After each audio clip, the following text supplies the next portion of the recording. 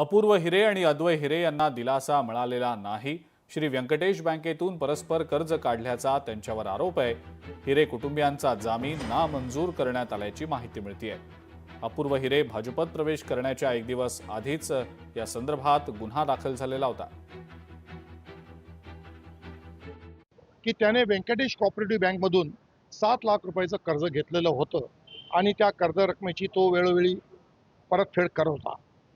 पण त्याचं बोगस सह्या करून दुसरं लोन अकाउंट उघडण्यात आलं 14 लाखाचं आणि ती 14 लाख रुपयाची लोन अमाऊंट 2 लोकांच्या नावावर ट्रान्सफर करण्यात आली आणि तिथून ती रक्कम संस्थेच्या अकाउंटमध्ये ट्रान्सफर करण्यात आली आणि तिथूनही या आरोपींनी ही रक्कम अपहार केला अशी फिर्याद दाखल केलेली होती।